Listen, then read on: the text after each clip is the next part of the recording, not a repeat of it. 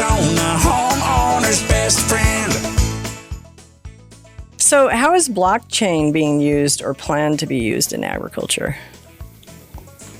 Yeah, it's really interesting to see the applications of blockchain in the farming sector. So my favorite examples, I mentioned that I'm a bow hunter, but I really like beef.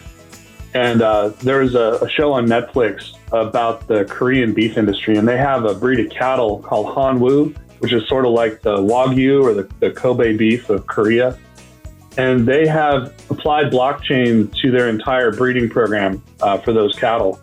And so when you buy a steak in a store in Korea, you can take your cell phone and scan a QR code, and you can see the blockchain lifespan of that animal. You can see the protein content, the fat content, and it's really impressive to see that level of integration. And you can imagine that a blockchain could be applied anywhere in the ag industry. It could just be added as part of the UPC code that you see on your apples or on your lettuce, and you could find out where that crop was grown. So you can really geek out even when you purchase your steak. So you referred to Korea, but is any of that being experimented or considered here in stateside? Yeah, I think that there's farmers here in the U.S. that are starting to look at applying that. I know that within the research programs that we're doing that there are folks that are starting to apply that.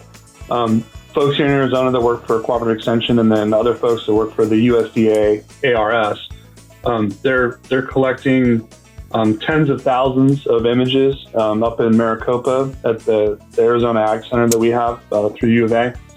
And each lettuce head is being tracked every day for its entire growth cycle. And then they're applying the physical information that they're measuring from photos and LiDAR and all of the other technology to the genomic information that they knew about that seed before they put it in the ground. And what will that help them do because they know it so well? Like, what's the outcome? So, Go ahead.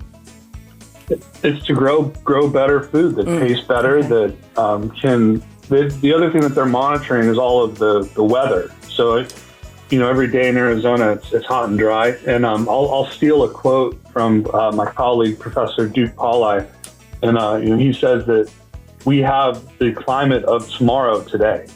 And so for farmers that want to come to Arizona from outside of the state and try to grow their crops here, they can see how their crop's going to do, in Colorado and Kansas in the next 50 to 100 years. That's awesome. Rosie on the house, every Arizona